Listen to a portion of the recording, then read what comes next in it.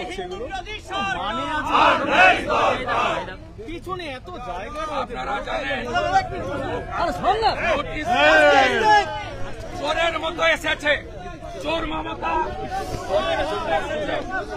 আগে থেকে নোটিশ দেয়নি, কোন রেজুলেশন কপি নেই, ওর দালাল স্পিকারের সঙ্গে চুক্তি করে এসেছে, আমাদের মানে বলেই হাউস অ্যাডজন করে পালালো চোরের মতো। কভার 180টা কমিউনিটিকে ওবিসি করেছে, 119টা মুসলমান।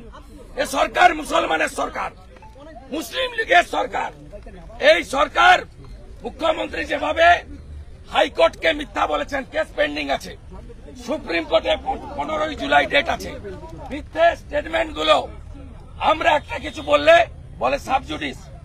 আজকে হাইকোর্ট সুপ্রিম কোর্ট পেন্ডিং থাকা অবস্থায় আগে থেকে নোটিশ না দিয়ে, কপি প্রত্যেকটা এমএলএ কে না দিয়ে, অপোজিশনকে 2 মিনিট বলার সুযোগ দেয়নি।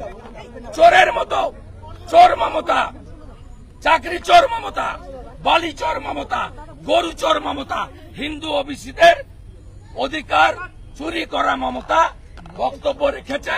স্পিকার কয়েক সেকেন্ডের মধ্যে অ্যাডজন করে পালিয়েছে।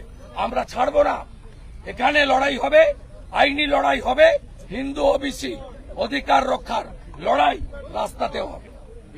শুভেন্দু, আজকে কোনো প্রস্তাবনাই ছিল?